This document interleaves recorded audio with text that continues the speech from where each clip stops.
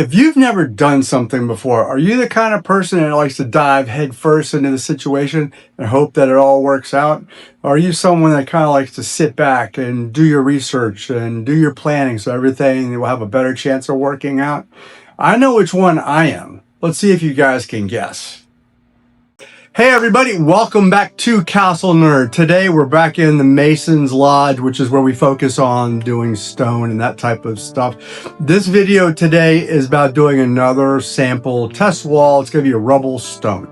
The current project I'm working on, which is this one right here, it's this medieval village lane house. So I've already done the upstairs or the wattle and daub part. Now I'm working on the bottom part. So that's what this video is about. It's about testing out doing that stone. So I got a little sample here for you. This is the actual four sides of the wall here for that bottom portion of the house. This is what I've got. No painting and no grout yet, but I want to find out by doing this test piece what it's going to look like beforehand, before I have the chance to kind of mess up. So before we get started, I have to ask for a little favor, maybe a little begging. If you guys find any of these videos helpful or entertaining, I don't know, if you could please like and subscribe. It does really help the channel. It helps me to do more videos and to continue doing this stuff that I really like, which is this diorama. So that being said, or that being begged for, I guess, let's go ahead and get this video started.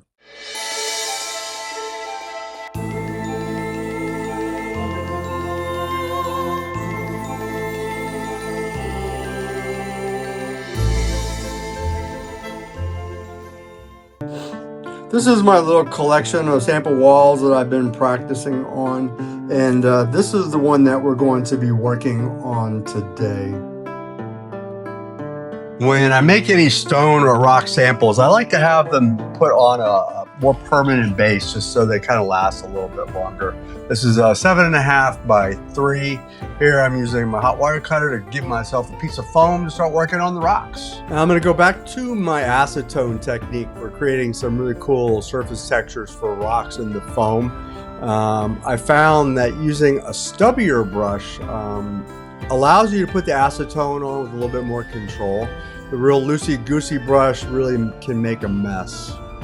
This technique requires you to use a little bit of acetone at a time. So when I dip the brush into the raw acetone, I actually end up blotting it on a t-shirt so it sucks away the majority of it. Because the acetone burns so quickly, you really have to go a little at a time, almost to the point where there's not much acetone on the brush at all.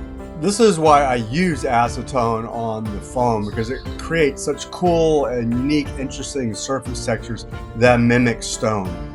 But, and it is a big but, there is one downside to using acetone. It is that the fact that it does burn the foam. That's what this purple skin is that you're looking at. It does need to be chipped off, because if you do try to paint on top of it, because that purple skin is no longer attached to the foam, the paint that you spend all that time on will flake off as well. Here I'm just running a piece of lava rock over the edges so the edges don't look so perfect. If you thought cutting rocks was fun, how about drawing them? I didn't really have a template or anything I was going by. I was trying to keep the size of the stones fairly small. I may have made them too small for the end result, but there was kind of no going back at this point. And also the size of the stone boils down to what scale you're using.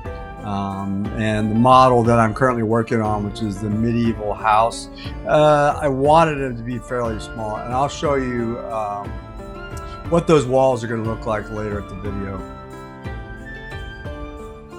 Now on to the fun but tedious process of defining the stones. Now if I was going to use an X-Acto knife and a pencil to kind of help define all those, I'd probably pull out what remaining hair I had left but I adapted this wood burning tool to kind of make this process a little bit easier. In the near future, I'll probably make a little video on how I did this tool and how it will save you tons and tons of time and give you a lot more creative freedom when doing these grout lines or mortar lines for stone walls.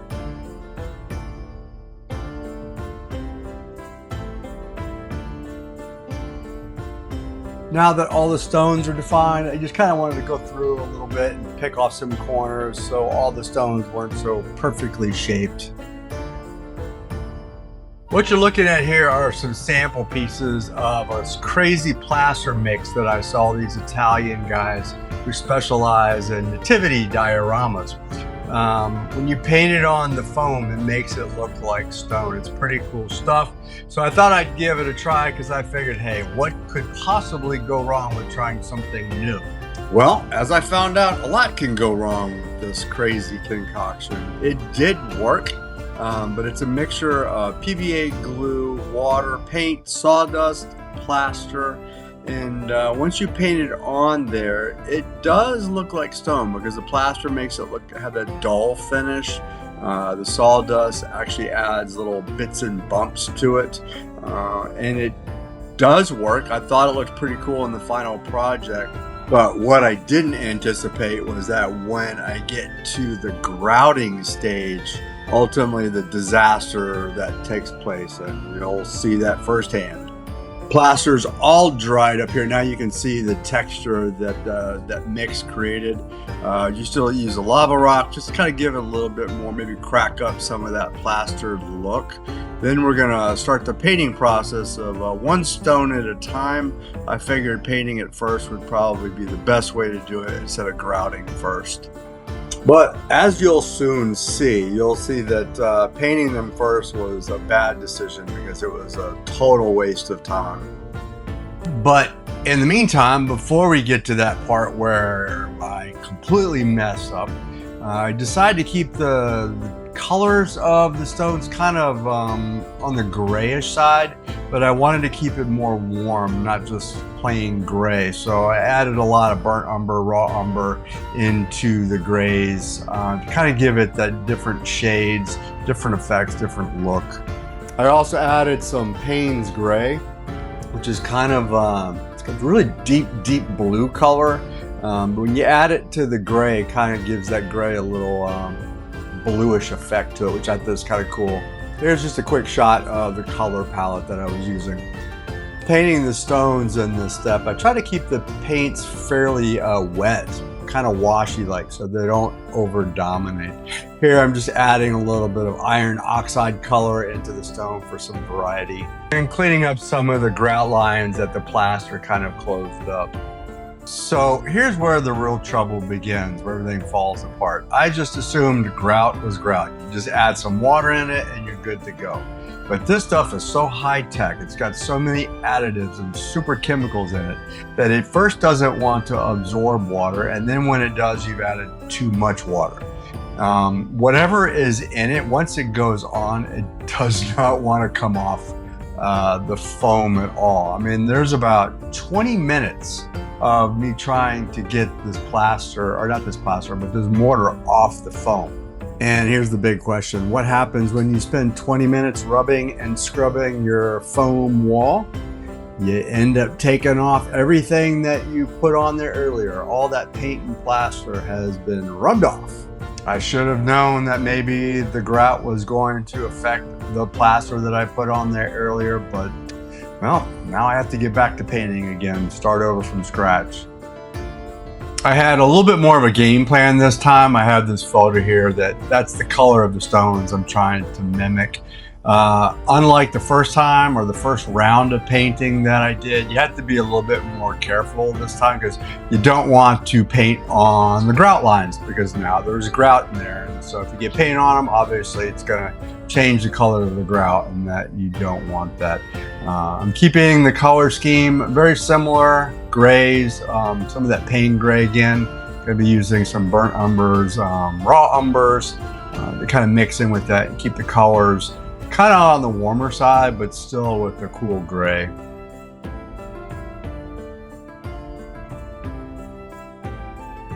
There's just a quick shot of my paint color scheme. We're just continuing on one stone at a time. The real trick is to try to make the colors or the spacing of the colors as random as possible. Now, to give this wall a little bit more authenticity, I wanted to kind of use a rock and try to crack or crush some of that grout so it has some, so it looks like it's falling out in between the stones. Now that I'm looking at the step, not really sure why I did it, but I'm just sealing it up with some PVA glue and water. Now, we've reached that point in the story where I have a tendency to overdo it with the painting. But I think ultimately I'm just trying to create some variety in the stone and the grout colors, because not everything in real life is, homogeneous. Everything doesn't look the same. With this step, there's no real plan. I'm just kind of looking at it and trying to eyeball what's going to make things stand out or blend away. At this point, I'm thinking the color of the stones maybe are looking a little too light. So towards the end, I will go back and darken up the colors a little bit. But before I repaint, there was another technique that I saw these Italian guys on YouTube do. And that was actually add bits of sand and dirt to the actual stone. It kind of gets glued into place and actually makes the rock wall look a little bit more realistic, which I thought was kind of cool. I'm trying to be as thoughtful as possible about where I put this, because obviously I'm trying to make it look like the grout or the mortar is crumbling a little bit.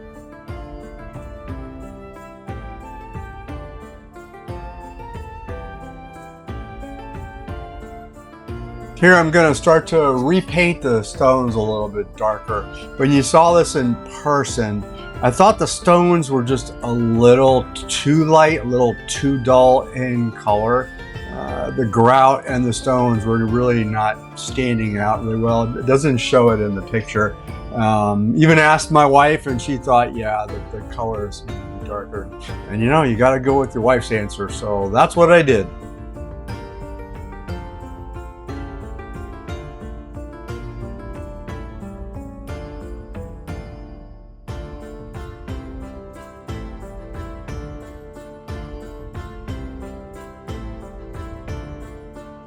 Just finishing up here, I'm going to glue the foam wall onto this piece of foam core.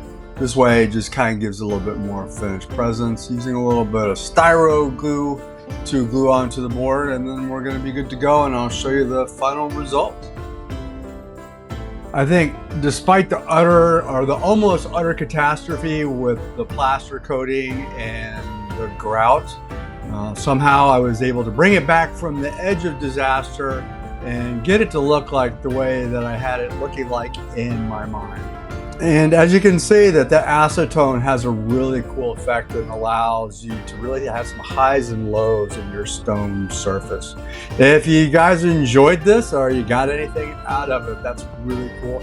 Please like and subscribe. It helps this channel to continue doing what I like to do, which is this diorama stuff. I'll see you in the next video. Peace out.